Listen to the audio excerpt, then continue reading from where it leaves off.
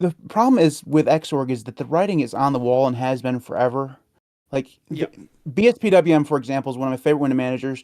You used to use BSPWM forever. There is no chance in hell that BSPWM is ever going to Wayland. It's just never going to Wayland. It hasn't even had an Yeah. Xorg update in 2 years or 3 years, probably now at this point. BSPWM is like a functionally complete project, and when that happened, yeah, it's has it have there been commits to it? There's a commit 5 months ago, but yeah, there's That actually surprised me because there was quite a big long gap there between commits for quite a while. But I would yeah, bet yeah. money. Um, so November. Sorry, I cut you off. That's November fine. 2022 to March 25th, there was a 5 month gap. Then there was a couple of commits in April. Then there were commits in August, and there's been nothing since then. But it's I only surprised me that there's been that many because Mhm. I mean It's like it's been seven. complete, but you just know that there's never going to be a BSPWM version that's going to work on Wayland, right? It's just Yeah, never going to happen, probably. yeah. Um, Xmonads say they're going to hire somebody to do Wayland for them. I wish them all the luck in the world. I would be surprised if we see that anytime very soon. Mhm. That thing is gonna take years to come if it ever does come. Qtile is doing its thing and it functional, but also it's Qtile, and while it's my favorite window manager of all Mhm. time, Qtile is fantastic, but it's written in Python, and Python changes a lot. Every time they change something in anything, it breaks. Like you're almost certainly going to discover if you use Qtile for any amount of time, it's just going to break sometime, and that's just something you live with if you use Qtile. Mhm. At the moment, right now, I'm in one of those breaking periods where I can't use Qtile on OpenSUSE. It just doesn't work. Right. It crashes all the time, and the Wayland version is actually worse because it's still fairly new. And then I mean, can you just imagine the suckless guys saying, "Well, we're going to do Wayland"? It's just That's I, the funny thing. I actually could imagine them doing that. Like, I could you think imagine so? them like making the most minimal of minimal Wayland compositors. It has no features. You gotta like compile in every basic thing. It is the like basically unusable, but Well, I mean, the it reason wouldn't be why I based on think that WL it's roots. That's for sure. yeah, because WL Roots is not anywhere near suckless. Yeah. Like it's not, it's not at all. So it had to be something that they did from basically from scratch. Mhm. And I don't know. It just feels something like it's more likely what they would do is just basically start over Mhm. and call it something different. I mean, and the weird thing, I mean, DWL exists, but none of the patches that DWM has work with DWL, which seems like a missed opportunity That's the problem I on their have with part. DWL. That's when it's called like DWM for Wayland. Like, yes, it is, and yes, there are new patches.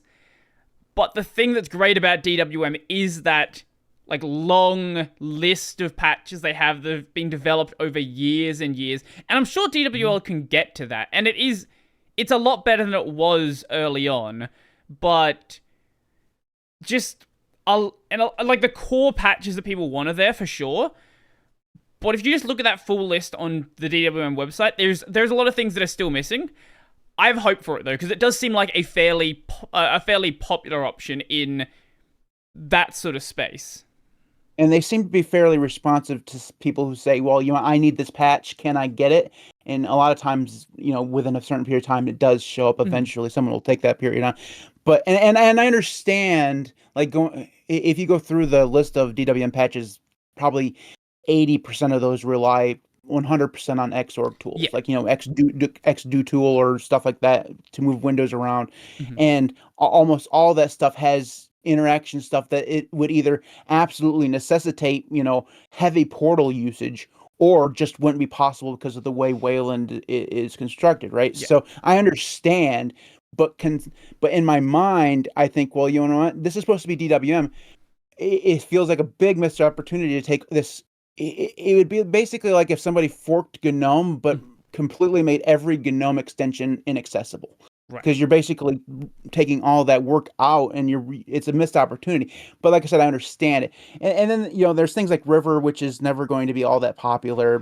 There's a couple other ones, but it just feels like the traditional window managers that we've been using for the last few years either do have a Wayland plan, which Mhm. is just basically two or three of them, or they're just going to live on Xorg until they die. Yeah.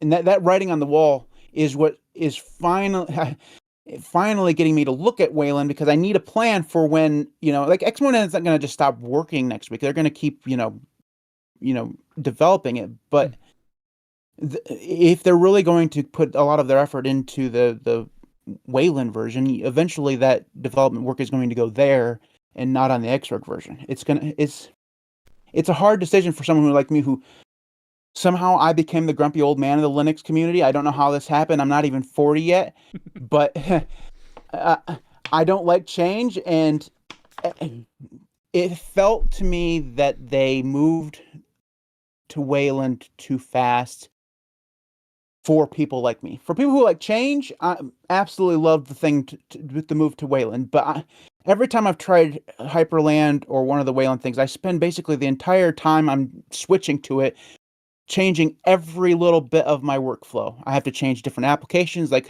at one point, you couldn't use the same terminals because, like Kitty wouldn't work because it wasn't ready. It will work now, but wouldn't work then. Mm-hmm. Alacrity wouldn't work for a little while there at the beginning.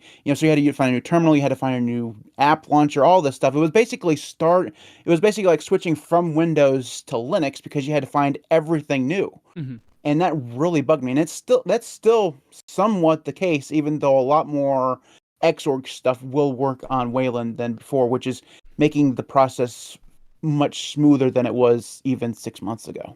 I think when it comes to replacing apps, it also depends on what sort of apps you're using. Because if you're a big GTK user or you're a big Qt user, like if you have a GTK terminal, for example, there wasn't really ever an issue getting that working on Wayland, because since GTK 3, not sure which update, maybe right at the start, but GTK 3 has for a very long time supported Wayland. But if you're, I do get it, if you're using some like these weird terminals, some of them did play weirdly early on with Wayland. I never experienced those issues with Alacrity. ST, when I've occasionally used that, that's always worked. I did have to replace D menu, sadly, which is very sad, because I've had this D menu fork for a long, long time. I've patched it exactly the way I want it to be. I did find an application, or re-find an application that I used a while back called Toffee, which is like a super lightweight version, and it works great. The issue I had with D menu is sometimes it just didn't open on Wayland, or it would just open behind Windows, or it would open in the middle of my screen. It just was really, really inconsistent. Toffee interacts with, like, there's a protocol for app launchers to specify where they want to be, so that just works like it should. But I do get what you mean about things being rough for a very, very long time, because whilst Wayland has been in development for 15 years, I've said it before, but I think the first 12 or so years of Wayland development, a lot of that was focused on this, how would you say it, like, this perceived it's like, what's the word, this, like, idealized goal of what a desktop could be, and it wasn't until 3 years ago that we started getting video capture being possible. Like, Georgia Stavrakis didn't do that work until 2020. You could not capture Wayland with OBS until 2020. Like, that's how new that feature is. And a lot of other things are only very recently being dealt with. Like, multi-window stuff is being discussed now. Screen tearing is really, really new.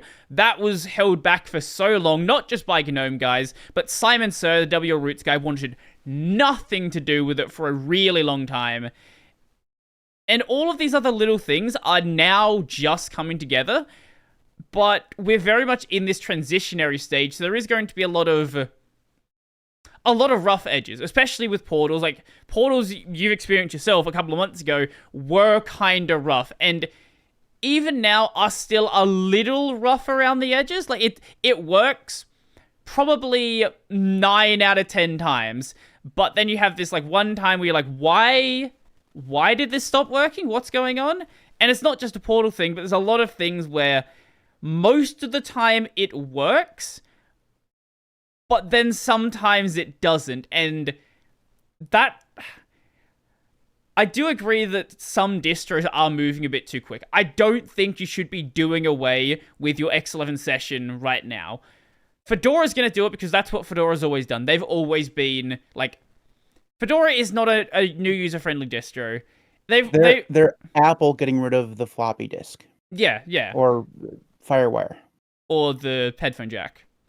Yeah, exactly. That's exactly. Fedora would definitely do that. Yeah. Oh, you guys don't need mouse support anymore. We're moving on to whatever's next. Yeah, so like Fedora, they were the first distro that adopted System D. They were one of the first distros that adopted, like, that offered Wayland. I think the first one was Rebecca Black OS. But That's hilarious. Yeah. It refers to itself now as RBOS. It like rebranded to be like a more general distro. But yes, originally it was a meme distro. As an old guy, I have no clue who Rebecca Black is. It doesn't matter. None whatsoever. It literally doesn't matter. But it was basically a meme distro like Hannah Montana Linux. I thought they were the same person. Like, I don't know who that is. Like, it literally doesn't matter at all.